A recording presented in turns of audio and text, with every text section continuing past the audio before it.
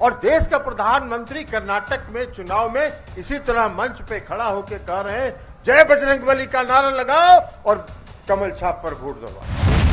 सत्यपाल मलिक साहब हमने नहीं बनाया था उनको गवर्नर, नीतीश कुमार जी ने नहीं बनाया था उनको राज्यपाल, कांग्रेस पार्टी ने उनको राज्यपाल नहीं बनाया था, भारतीय जनता पार्टी की सरकार नरेंद्र मोदी जी ने उनको राज्यपाल बनाया था। आपके पाप का बड़ा घड़ा भर चुका है, अब वो फूटने ही वाला है और 1 साल का समय बाकी है, वो फूटेगा और जरूर।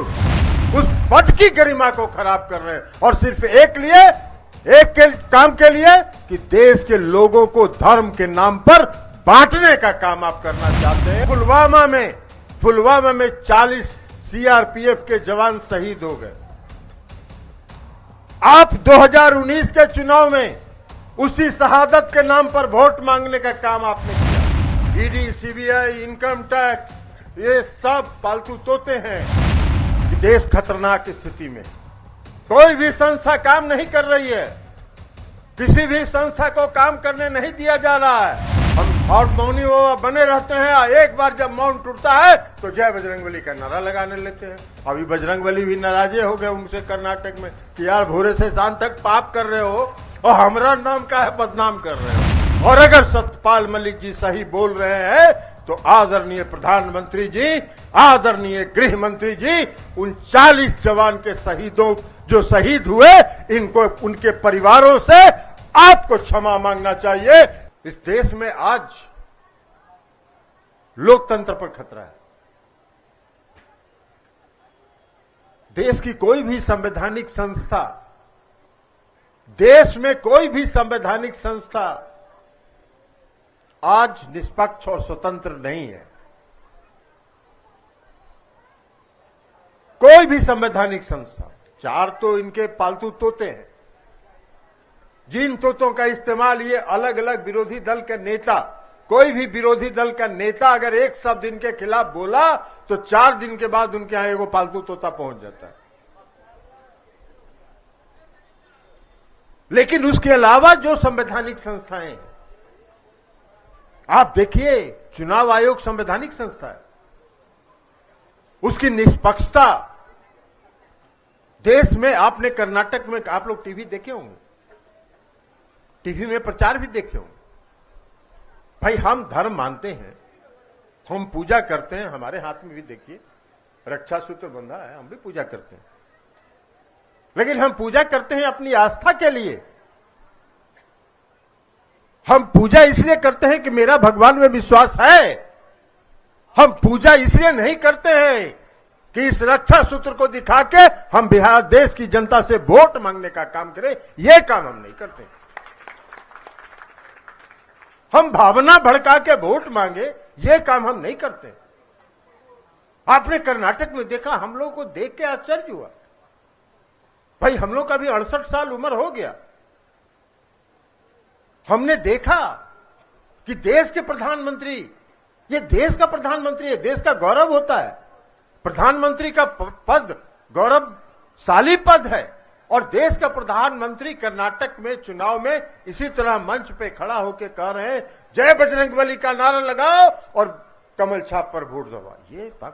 ये वोट मांगने का तरीका है।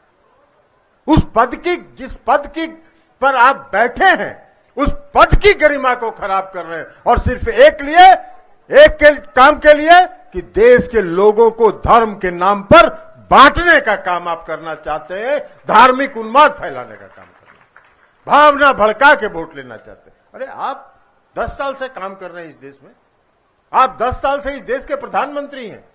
2014 से लेकर 9 साल हो गया और चुनाव होते होते तक 10 साल हुआ। क्या वादा किया था आपने इस देश की जनता को? जब 2014 में आप चुनाव लड़ रहे थे, आपने कहा कि इस देश की जनता को हम प्रतिवर्ष 2 करोड़ लोगों को रोजगार देंगे। आपने यह कहा कि हम महंगाई पर नियंत्रण करेंगे। आपने कहा कि आप बेरोजगारी पर नियंत्रण करेंगे। आपने कहा कि आप अर्थव्यवस्था पर नियंत्रण रखेंगे। आज तो 9 साल के बाद कभी उस पर वोट मांगने भाषण सुना है आपने इस देश के प्रधानमंत्री का कि उन्होंने कहा हो कि भाई महंगाई को दूर करने के लिए हम ये उपाय करने जा रहे हैं, बेरोजगारी को दूर करने के लिए हम ये उपाय करने जा रहे हैं। नहीं नहीं, उधर जनता का ध्यान नहीं जाए। जनता जब वोट में मांगने जाए तो जनता ये सवाल नहीं पूछे कि महंगाई क्यों नहीं दूर किए, बेरोजगारी क्यों नहीं दूर किए, इस देश का निजीकरण क्यों कर रहे हैं, ये नहीं पूछे। इसलिए धार्मिक उन्माद फैलाते हैं, भावना भड़काने का काम करते हैं। तो ये देश खतरनाक स्थिति में, देश का शासन, देश की बागडोर जिसके हाथ में है, वो देश का शासन नहीं चला रहा। आज जम्मू एंड कश्मीर के गवर्नर थे सत्यपाल मलिक साहब। सत्यपाल मलिक साहब हमने नहीं बनाया था उनको गवर्नर, नीतीश कुमार जी ने नहीं बनाया था उनको राज्यपाल, कांग्रेस पार्टी ने उनको राज्यपाल नहीं बनाया था, भारतीय जनता पार्टी की सरकार नरेंद्र मोदी जी ने उनको राज्यपाल बनाया था और जम्मू कश्मीर के राज्यपाल थे। पुलवामा में 40 सीआरपीएफ के जवान शहीद हो गए।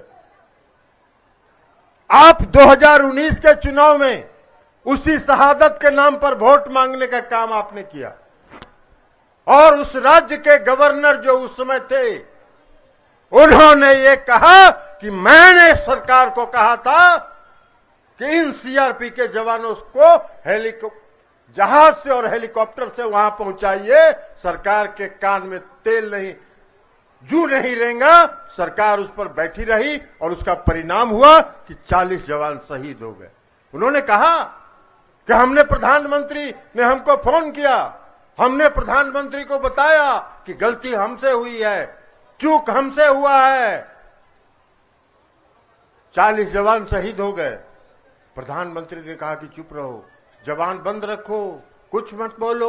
वो जवान बंद रखने के आदी हैं। अभी आप देख रहे हैं ना, 81,000 करोड़ रुपए का इस देश में कॉर्पोरेट घोटाला हुआ।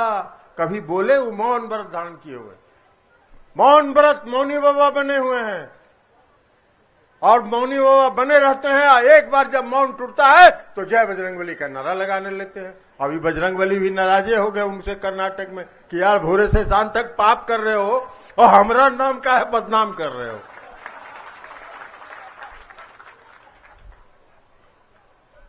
तो इसलिए जवाब दिया, आज कर्नाटक की जनता ने जवाब दिया कि पाप का घड़ा तुम्हारा भर चुका है, आपके पाप का घड़ा भर चुका है, अब वो फूटने ही वाला है और 1 साल का समय बाकी है। वो फूटेगा और जरूर फूटेगा।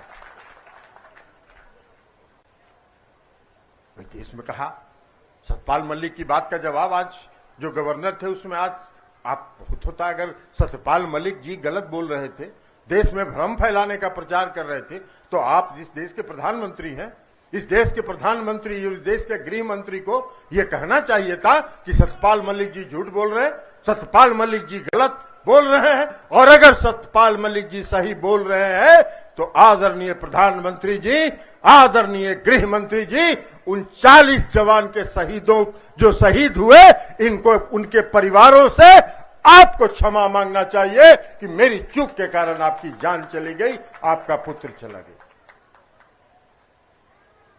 ये आप देश के साथ मजाक कर रहे हैं, देश के साथ खिलवाड़ कर रहे हैं।